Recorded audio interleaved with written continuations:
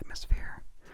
I think they actually used the set from the original Frankenstein movie for the laboratory set. So that's cool. That's cool. That's cool.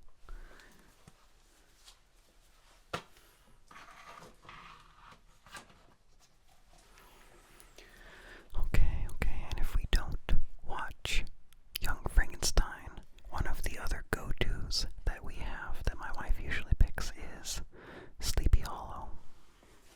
Sleepy Hollow. This is directed by Tim Burton, so of course it has Johnny Depp. And it's really fun. Also good atmosphere, good, small town, spooky vibes, magical, eerie. I really enjoy that. Let's see. Let's read the back. Master storyteller Tim Burton weaves an eerie, enchanting version of this classic tale of horror. Johnny Depp is Ichabod Crane, an eccentric investigator determined to stop the murderous Headless Horseman. Christina Ricci is Katerina Van Tassel, and the beautiful and mysterious girl with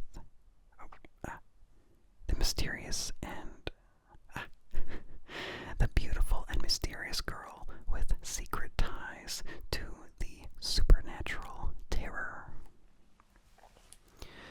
It's great. It's fun. Funny moments, but good spooky atmosphere. There's a lot of familiar faces in this, like the Emperor from Star Wars, and Harry Potter's uncle, Mr. Dursley, and Dumbledore, yeah, and other people. Lots of familiar faces, and really good, really fun.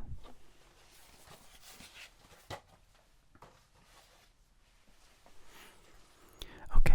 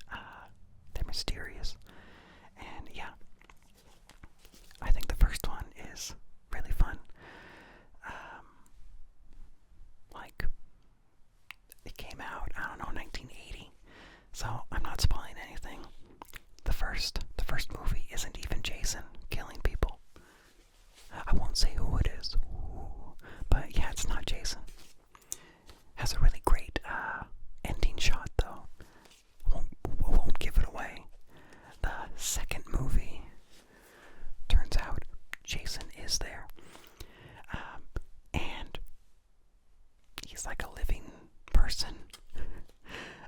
The third one, I think he's still a living person, and that's when he gets his hockey mask. At least I think it's the third one. But I think one of the creepiest looks that he has is when he has like a burlap sack over his head. Or is it burlap? Some kind of sack that you would find on a farm. I think that's the creepiest look. I like that. And one of the actually creepy things about the early Jason, look and stuff is that it's like he's a living person. He's not just some supernatural, super powerful, bad guy. Something about that seems creepier. And, 80s, shot on film, at night. It just has like a feeling of like spook. Yeah. Part 6 is, I think, my favorite other than the first one. It's just fun. It doesn't seem like they're trying to scare you. They're just having fun making a movie. But I really like that one too. But yeah, I would recommend Friday the 13th, 1, 2, 3. After that, I don't know, it doesn't really matter. Yeah, and 6. Yeah.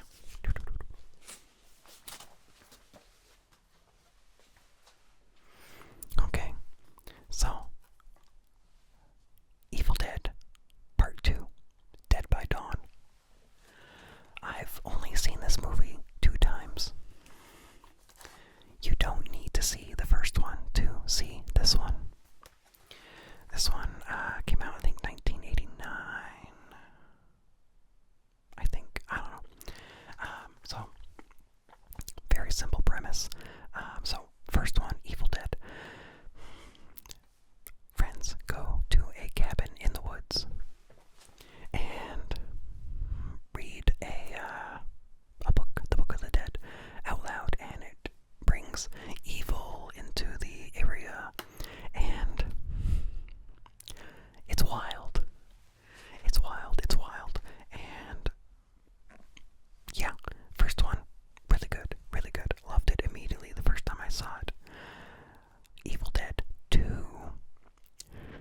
Somehow it just decides to retell the first movie real quick, but differently.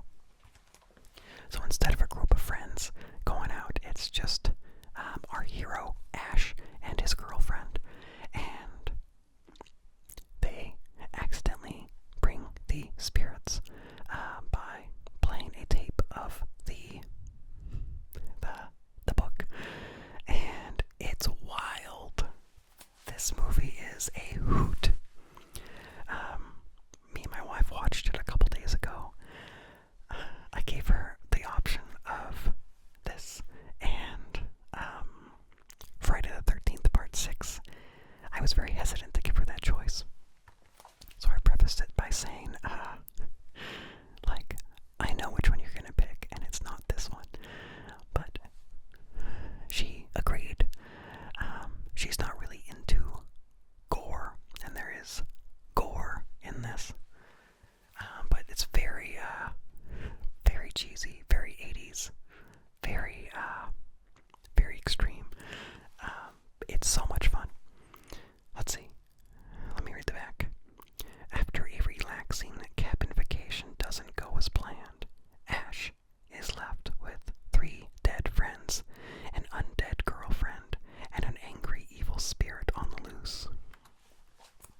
As nightfall approaches, Ash must prepare to again battle the legions of the damned if he wants to make it to dawn.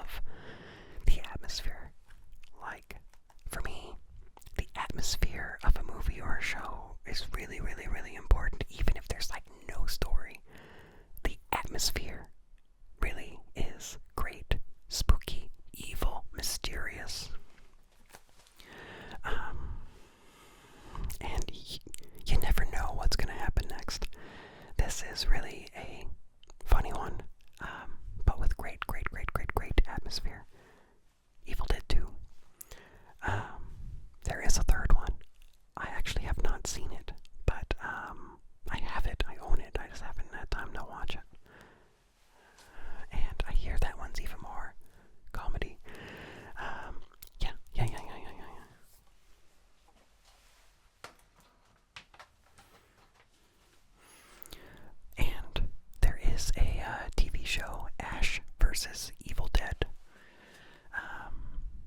Came out a few years ago. Several years ago. I thought it was a lot of fun. I think they had like a 5-season plan, but then it got canceled after 3. I think that's what happened. So the big arc that they were gonna set up didn't get to happen. But I thought it was a fun show. I think the first season was the strongest, but the other stuff was fun too. Okay, and now something that is not comedy. So, The Woman in Black. This is not the Daniel Radcliffe one. This one, I didn't look at when this came out. Okay, this says 1993. So, I'm pretty sure I got this at a music store in Seattle. I think it's now since closed, but they had a great movie selection at this music store in the used section, and I saw this spooky cover, which is just printed on, printer paper. It's not a real cover, and I was like, that looks spooky.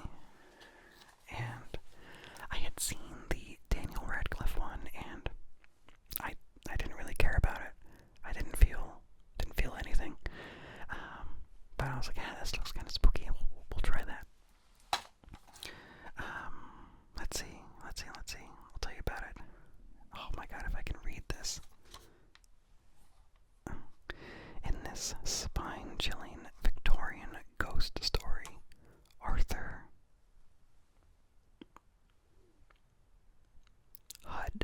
Hid. I can't really read that. A scholar is sent to settle up the estate of a dead client. When he arrives at the small village of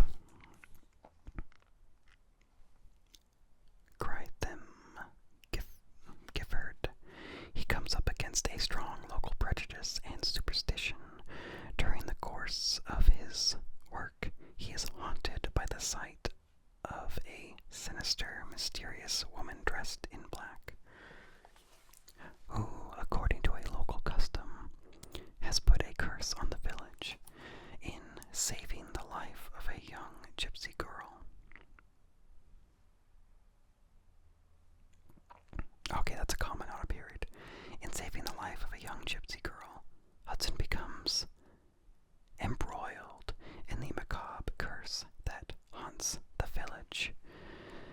His innocent interference fuels the wrath of the menacing figure known as the Woman in Black and drives him to the brink of insanity.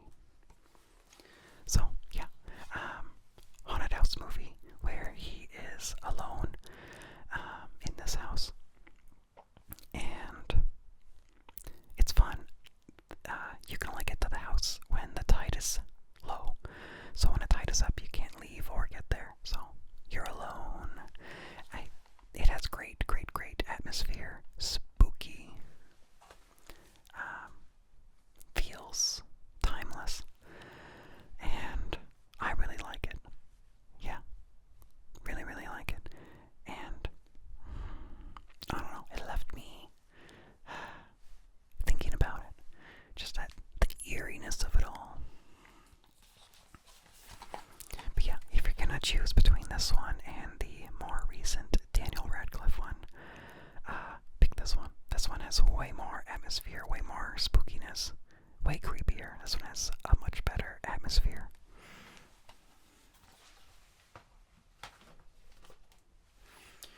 Okay. The Thing. This is 1984 or something like that. 82. I don't know. Anyway, this is great. This is a very not funny one.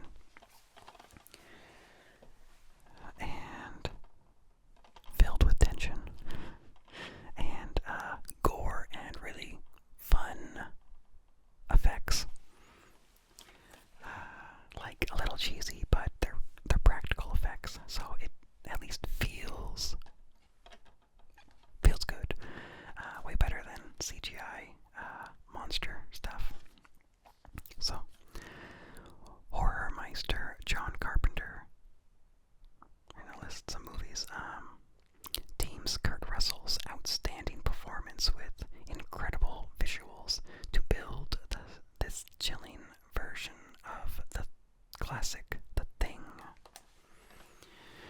In the winter of 1982, a 12-man research team at a remote Antarctic research station discovers an alien buried in the snow for over 100,000 years. Soon unfrozen, the form-changing alien wreaks havoc, creates terror, and becomes one of them. So, filled with tension and solitude, in the Arctic. It's bone-chilling. It's so unfriendly. It's eerie. You don't know who you can trust. And I love it. My wife really likes this too, and she's not, into gore. She requested watching this one. When I originally described it to her about, like an alien that, can pretend to be human and can change, and you don't know who's who. I don't know either, blah, blah, blah. She thought it sounded stupid. But then she watched it, and turns out she really likes movies where you don't know who you can trust. This is great. This is great. There's one moment in there where they find a spaceship that I think was totally unneeded. Someone was building a spaceship. It is totally not needed, and I think it would have been stronger without that moment, but it's not super relevant to the plot, so I can kind of just throw that out of my mind. But yeah, love it.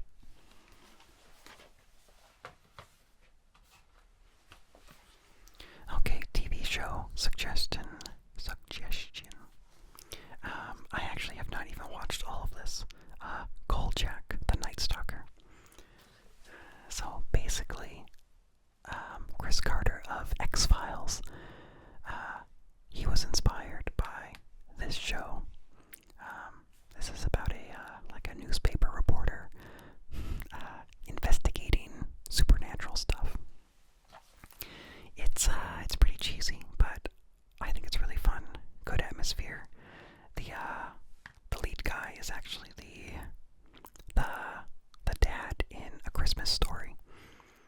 I really like it. It's fun. There's like werewolves and vampires and stuff. Pretty sure I saw this for the first time on like Sci-Fi Channel or something when I was a kid. Really fun, really fun. Let's see. I'll read the back. Kolchak, the Nightstalker, the uniquely eerie mystery series that paved the way for the X-Files, comes to DVD with all 20 original one-hour episodes of the 1974 to 75 series. Primetime. Emmy nominee Darren McGavin stars as Carl Kolchak, a headstrong investigative reporter on the trail of the paranormal. Zombies, vampires, werewolves, ghosts, succubi, and even aliens. No matter how unnatural or unbelievable, Kolchak is there to uncover the truth. One supernatural threat at a time. Join the hunt in the dark alleys and creepy hidden layers of Chicago with such sensational guest stars as Scatman Crothers, Antonio Vargas, Sharon Farrell, Dick Van Patten, Jamie Farr, Larry Linville, Jim Bacchus, and more. Yeah, I didn't recognize pretty much any of those names. The one name I recognize is Scatman Crothers because of The Shining. The Shining. Probably my favorite Stanley Kubrick movie. Used to be 2001: A Space Odyssey, but I think I have switched to this one, The Shining. So, based on Stephen King's book, some people will say it did not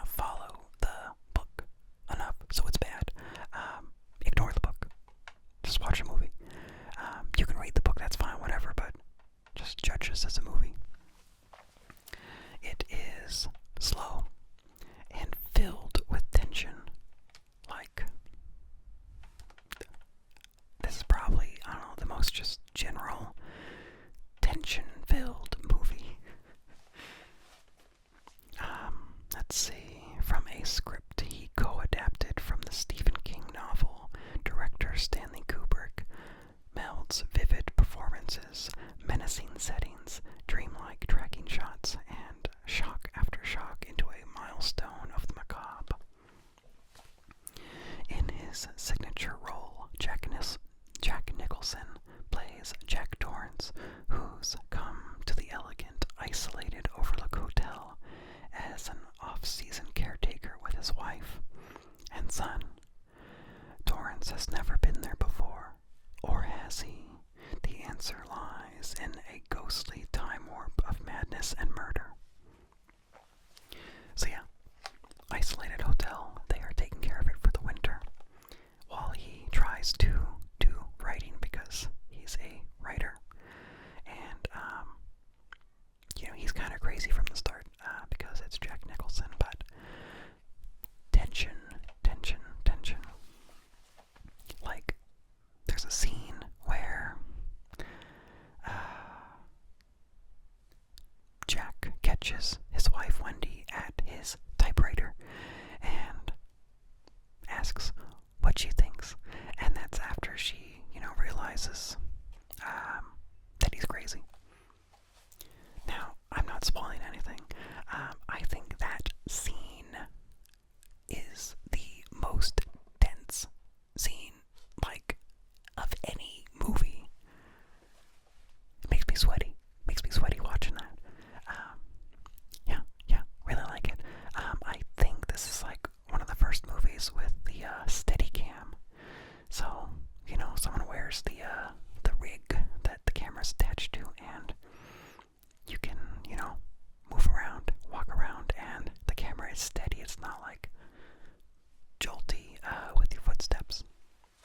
And so they used it to really good effect, going down the hallways and really just building atmosphere, spooky atmosphere.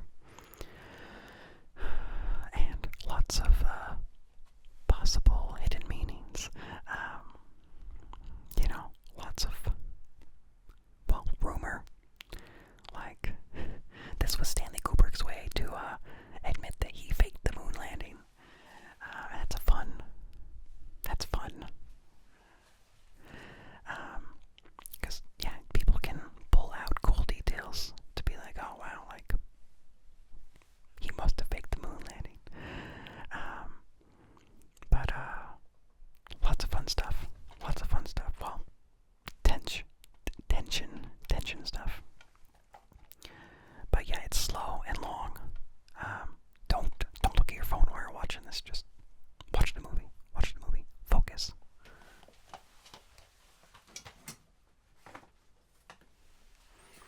Okay.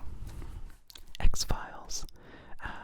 This is season 2, but I think you can do any of the first, 5 seasons. You can just pick an episode, and it'll probably be good. Love X-Files. It's been a while since I've watched it. I first watched it shortly out of high school, so I don't know, 14 years ago is when I started watching it. And I love it. Spooky. There's Monster of the Week episodes where, they don't really overlap with the mythology and the overall story. But yeah, then there are episodes that actually build a big story. I think in the later seasons it just got too big of a conspiracy thing. But the first, I think 5 seasons are amazing. The other seasons are fine. But if you really just want classic, go with the first 5. Really great. Aliens, ghosts, everything, fungus. Okay, so when I was a kid, I have a lot of memories of watching this movie, Lady in White. I don't know why my mom would let me watch scary movies, but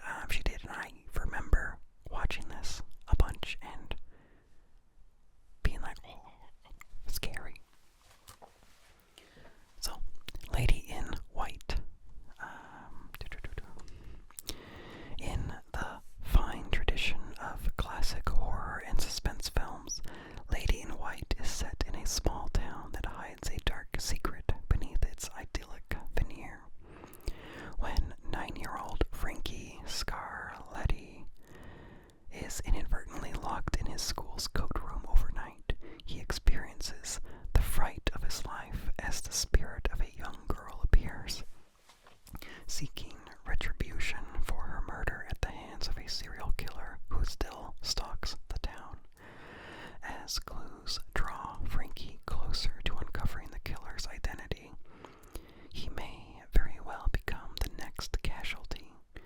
Lady in White co-stars Len Cariou, Alex Rocco, and Catherine Hellman. This is kind of more of a mystery suspense than horror, but there are some spooky moments. I don't know, there are a couple cheesy effects, mostly near the end, like at the climax, but overall, I really like the effects when you see the girl ghost. I don't know, by today's standards, people would probably judge it as being very dated or bad, but I don't know, I think it really works with how the girl ghost is seen, like, I don't know, yeah, spooky, and yeah, small town, it feels very reasonable. I don't know, generally, things make sense. Yeah, I remembered it from when I was a kid, and I think about it every couple years. Just a couple weeks ago, I was like, I'm just gonna get a DVD of it to see if it's like I remember, and overall, I would say, yeah, it's like I remember. There's a lot that I didn't remember, like a whole subplot about like racial injustice. I did not remember that at all, so that was all new to me. Very sad. Yeah. The parts that I did remember were just like I remembered. Okay, I've only seen this movie once, The Lighthouse. Black and white, isolated again, on a lighthouse, on a little island with a lighthouse. Black and white, really recent movie. I'm gonna go for you. From Robert Eggers, the visionary filmmaker behind the modern horror masterpiece The Witch, comes this hypnotic and hallucinatory tale of two lighthouse keepers on a remote and mysterious New England island in the 1890s as an approaching storm threatens to sweep them from the rock and strange apparitions emerge from the fog.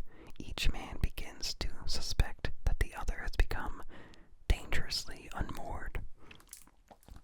So, I'm going to start off by saying I absolutely hated The Witch. My brother-in-law told me it's the scariest movie ever. You gotta watch it. I'm like, oh, cool, okay. And me and my wife were watching it years ago, and we were like, this must not be the right version. Like, this can't be right. This is so dumb. This is bad. This is not scary. It's gritty. That doesn't mean scary. But like, I thought it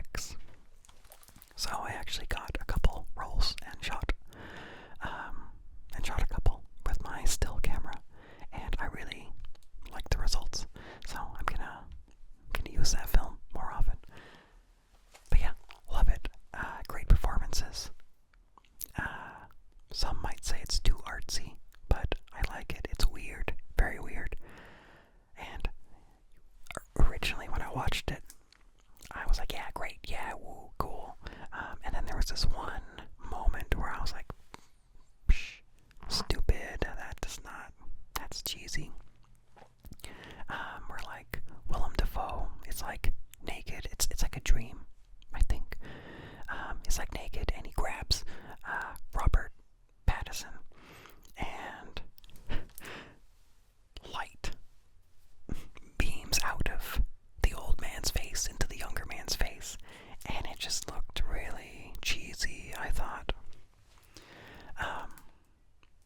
But you know, that was the one thing I was kind of like annoyed about or bothered by. But later, I saw there are paintings of basically that exact image, and you know, I changed my mind about that scene. It's fine because it is tethered to like a real image that existed back when the movie takes place. So good job, good job, good job. Good job, filmmakers. But yeah, no real story here. Just two guys trapped in a lighthouse on a little island.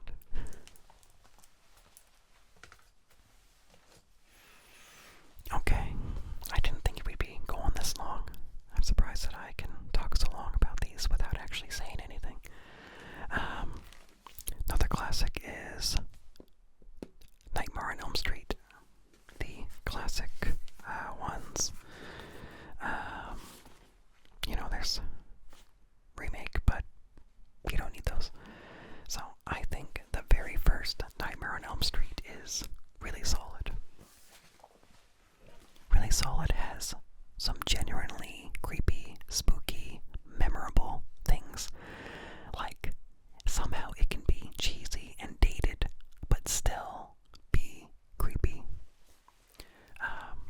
Basically, well, let's see. Let me see if there's words on the back. Yeah, okay. So, the first one, from modern horror master Wes Craven, comes a timeless shocker that remains the standard bearer for terror. Nancy is having grisly nightmares. Something monstrous wants to kill her. Meanwhile, her high school friends are having the very same dream, are being slaughtered in their sleep by the hideous fiend of their shared nightmare. When the police ignore her explanation, she herself must confront the killer in his shadowy realm. Featuring John Saxon and Johnny Depp in his first starring role as well as mind-bending special effects, this horror classic gave birth to one of the most infamous undead villains in cinematic history, reportedly naming Freddy Krueger after a kid who had bullied him. In school, writer-director Wes Craven hatches a shock fest from hell that goes straight to the heart of terror.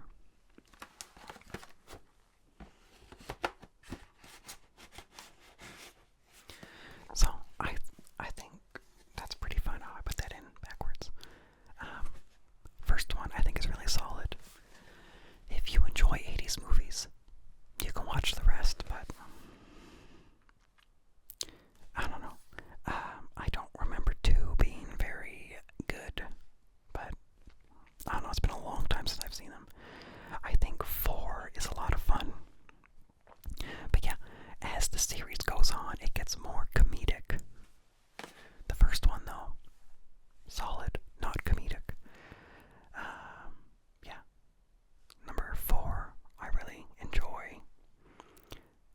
I think Freddy's Dead, the final nightmare, is also fun. But yeah, again, more comedic. Yeah.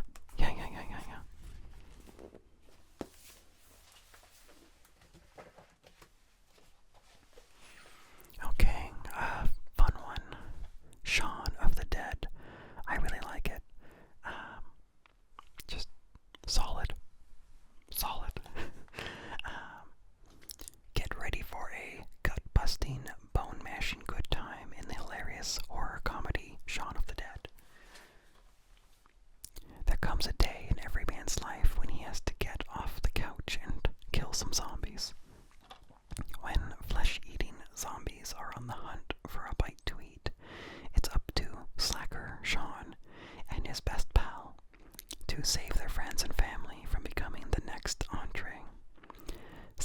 satisfy your bloodthirsty appetite with the movie that masters of horror and film critics alike are hailing as the funniest and scariest movie of the year. Novelist Stephen King gushes, "It's a 10 on the fun meter and destined to be a cult classic." And Newsweek calls Shaun of the Dead a bloody hoot. It's a screamingly hilarious zombie that will have you dying with laughter. I really like it. It's fun. Yeah. That's all I can say. I really like it. Fun. Funny. Not overdone. Yeah.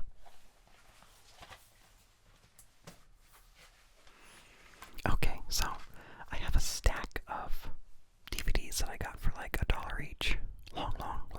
Long time ago of like horror movies, like really old horror movies that really I haven't watched any of them.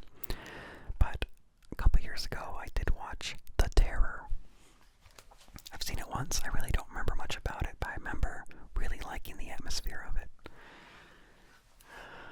So let's see. I don't see a year on this, but I don't know, must be like 60s. So, The Terror features two screen legends in a most unlikely pairing, aptly directed by horror meister Roger Corman, with an assist by Francis Ford Coppola. Jack Nicholson plays Andre Duvalier, a lieutenant in the French army who falls in love with Helene, a mysterious woman who keeps disappearing on him. He eventually follows her to an old, creepy castle where he meets the sinister Baron von Lepp and is held captive. As it turns out, Helene is a ghost of the Baron's wife, or is the ghost of the Baron's late wife, or so we are led to believe. This atmospheric film is appropriately moody and drenched with a feeling of dread. Numerous plot twists and surprises will keep you guessing right up to the film's end. Yeah, now this version I have on DVD is absolute garbage quality. I'm sure there's a better version online. Yeah, I think I uploaded, a couple years ago, I uploaded this on my channel because it's in the public domain. And I think I might have also done House on Haunted Hill, I don't remember. But it might have been this one. One of them got flagged for copyright violations because YouTube has a stupid system where someone can, I don't know, register something on whatever, I don't know, program they use, saying that they own it, and they don't. So it got flagged, and I was really mad. I had to fight it. Eventually, I won. But yeah, you can't take something in the public domain and then claim that you own it, and then give other people copyright strikes because you do not own it. Everyone owns it. Very, very grumpy about that. That's why I stopped. I was gonna try to find other old movies in the public domain because there's a lot. Yeah, that's why I didn't do that, because it was such a headache to deal with that. I didn't want to do it over and over again if it was going to keep happening. Okay, another one that I haven't seen in years, but NOS Foru. This is a silent movie, so there's a lot of versions of it with different soundtracks. So I don't have any specific one to recommend, but I really like this vampire. He's more rat-like. His, teeth are the two front teeth rather than the canines. Has some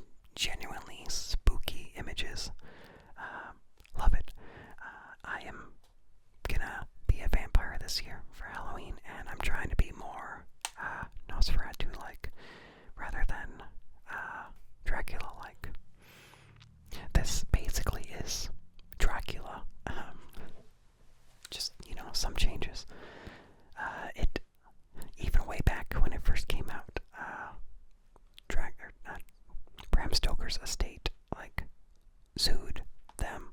So a lot of copies of the film were destroyed. So, I mean, they still exist. So, yeah. Nosferatu. I guess I can read it. Originally released in 1922 as Nosferatu, Symphony, whatever. Director of W. Murnau's chilling and eerie, unauthorized adaptation of Bram Stoker's Dracula is a silent masterpiece of terror, which, to this day, is the most striking and frightening portrayal of the Bram Stoker legend. After its premiere in 1922, Nosferatu was the subject of a lawsuit brought by Stoker's widow, who saw to it that any mention of Dracula was removed from the movie, and that all known prints and negatives were destroyed. Most recently, this movie, and the eccentricities of actor Max Schreck, were the subject of the award-winning movie Shadow of the Vampire. Yeah, I watched Shadow of the Vampire many years ago. Basically, I'm pretty sure it's the movie I'm thinking of. That's a movie where, like, it's fiction, but it's like a making of. It takes place while they're making Nosferatu, and he's actually a vampire. Yeah, so that's fun. But really like that. Spooky. But really depends on what kind of music people put to it. So you could find something on YouTube. I don't know what kind of music other places have on it for mood.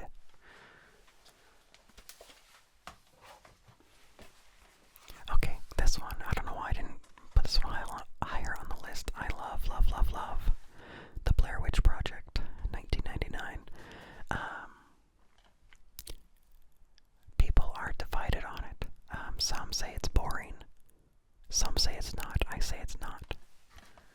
I feel like if you think it's boring, you're not paying attention, and you are not in the zone, because this found footage masterpiece is very spooky.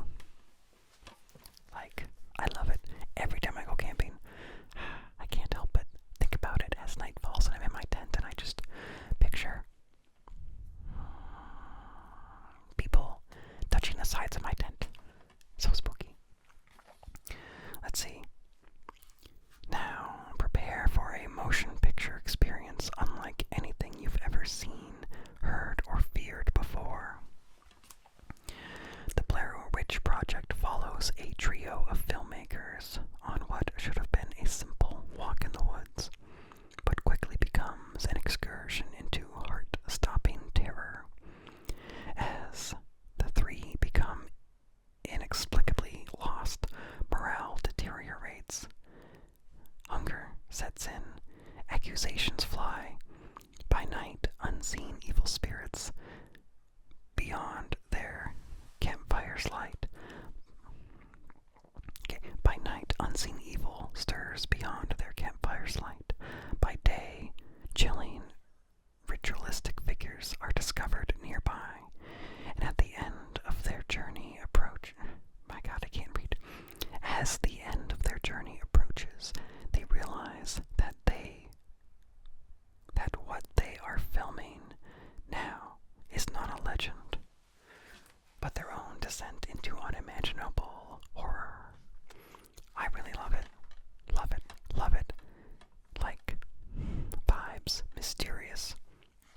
I think, I'm not going to give away the end, but I think one thing that really works about the end is how the sound is disconnected from the perspective, and that just really adds a nice layer of spook, because basically they have two cameras, and audio is with only one of the cameras. Spooky. I love it. I love it. I love it. Make sure you watch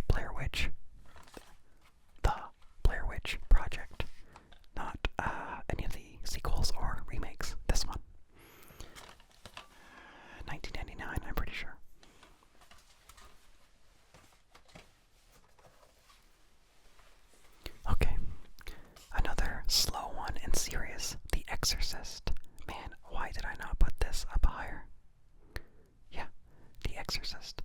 It's slow and also filled with tension. Great visuals.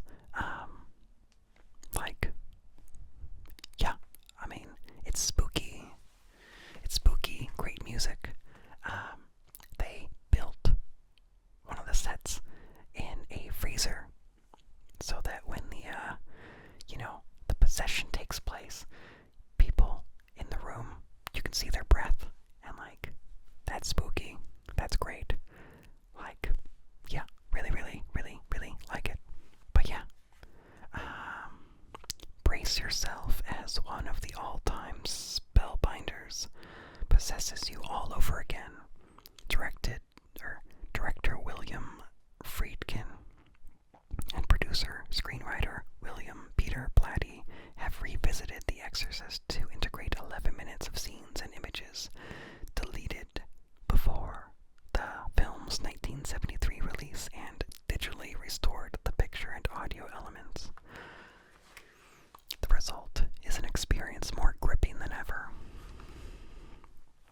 Okay, I thought this would be more about the movie itself. Anyway, a girl is possessed, and the mom needs to deal with it. Very tense. Very tense.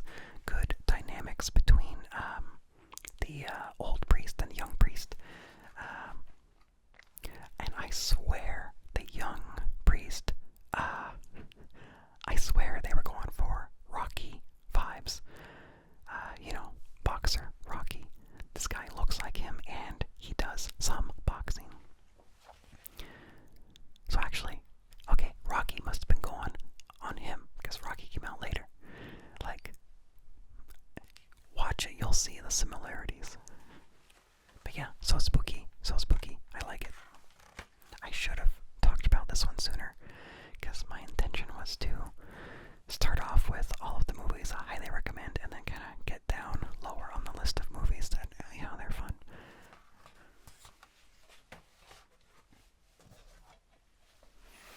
Okay.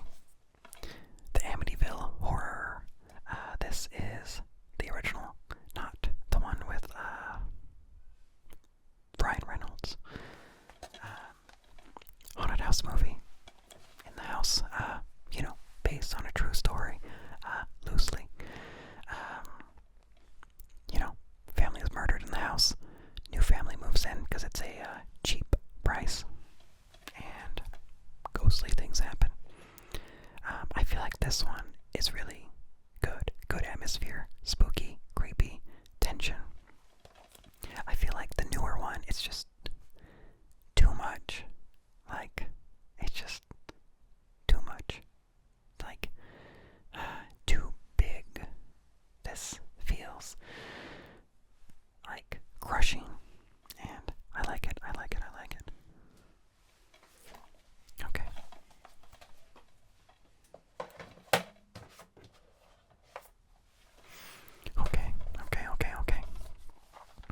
Sweeney Todd, the demon barber of Fleet Street. Now he's not a literal demon, that's just what he's called. So, there is a movie by Tim Burton with Johnny Depp. That's fine, but this one I would really recommend. This is Angela Lansbury and George Hearn in Sweeney Todd, the Demon Barber of Fleet Street, a musical thriller. Times are hard in 1846 London, and one must make do. So Nellie Lovett adds something extra to the meat pies she peddles on Fleet Street. The secret ingredient, freshly murdered victims of her partner in crime, Barber Sweeney Todd.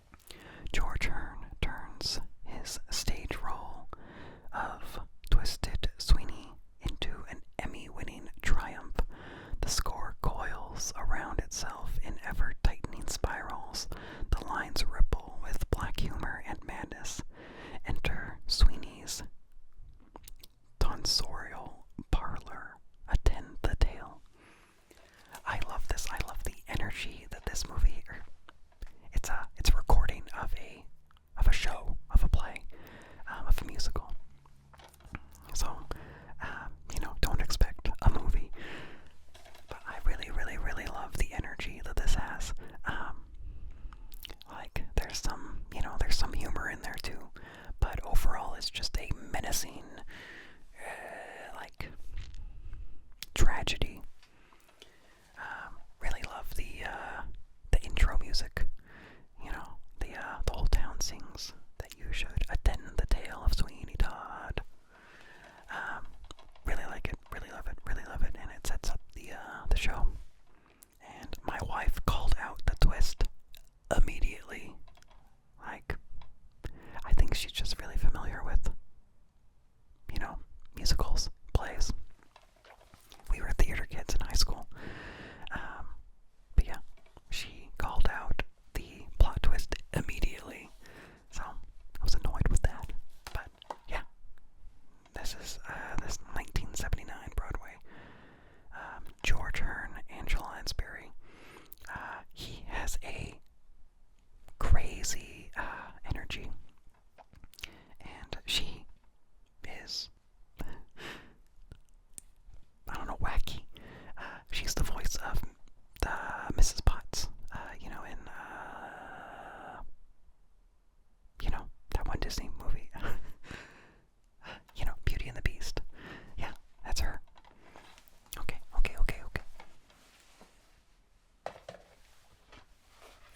Okay, one movie that I haven't watched in a long time.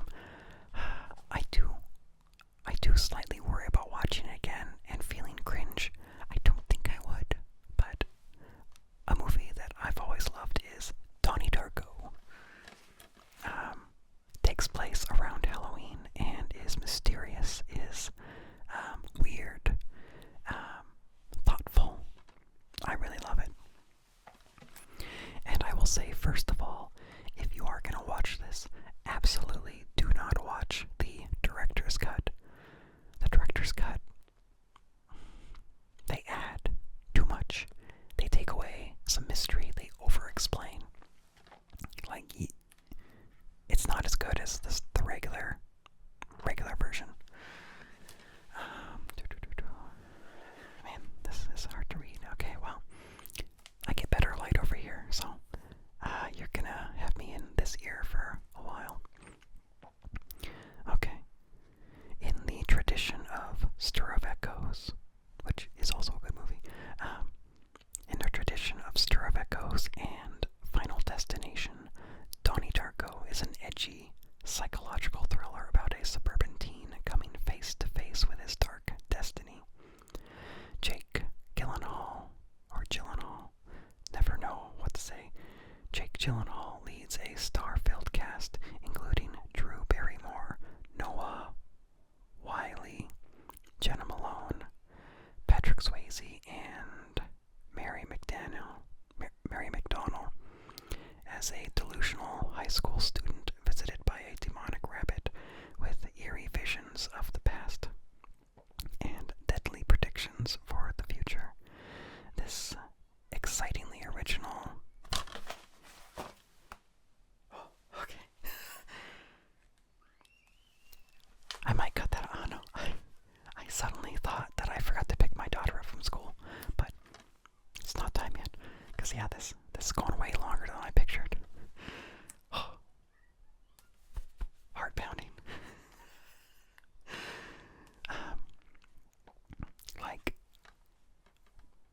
I really like it. I feel like it gets a slightly bad rap as being like, oh, just teenagers like it. I think anyone can like it. Good mood, good vibes. Mysterious, time travel. Yeah, I like it. Okay, so the inciting incident is a jet engine falls onto our hero's room, and luckily he survived because he sleptwalked out of his room, following this mysterious bunny. And yeah, it goes from there. Really like it. Been a long time since I've seen it. I assume it's good still. Yeah.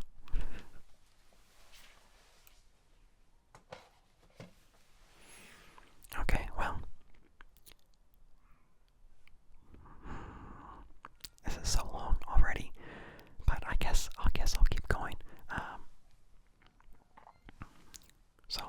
just the movies I have that I recommend.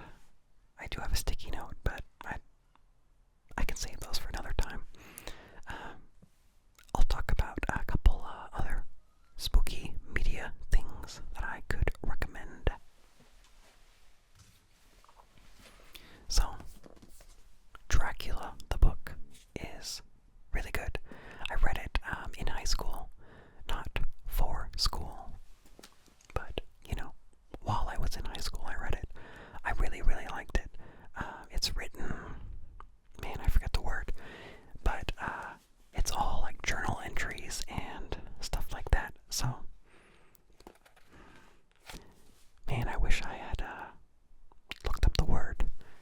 There's a special word for it when a story is told through like journal entries, newspaper clippings, stuff like that.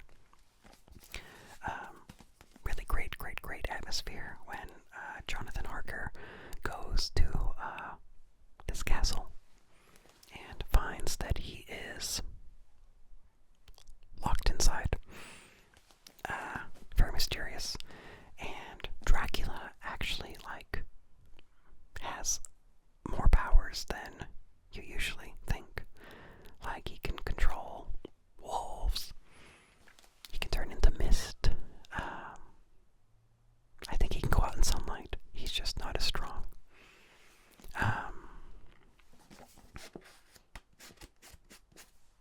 Yeah, been a long time since I've read it, but I've really looked back fondly on this. Yeah. Really, really good.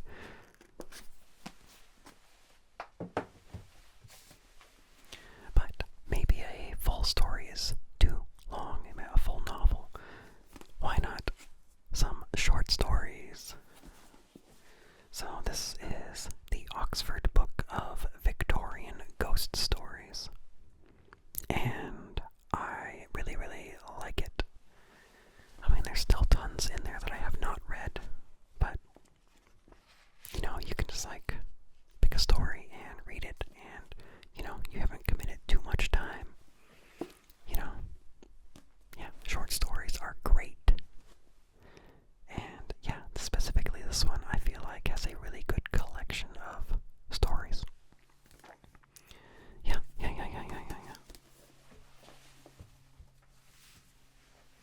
And continuing on with short stories, this collection is also good. There's probably, a few stories that, are in the other one too, but this one is Great Tales of Terror and the Supernatural. And I really like it. Just so many stories. Old stories. Yeah. I really think reading short stories is fun. I wish I had more time to do it.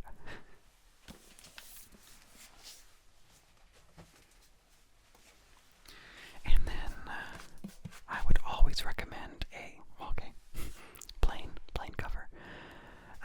Always recommend the works of Edgar Allan Poe. Make sure you get a copy that is the complete works, not just the works. I had a book for a long time that was just the works of Edgar Allan Poe, and I assumed it was all of them, but it wasn't. When I got this old copy, I was like, what? I don't recognize that title, for a few things. And yeah, this one is complete. So many great poems, so many great short stories. He really is a master of building tension and pacing.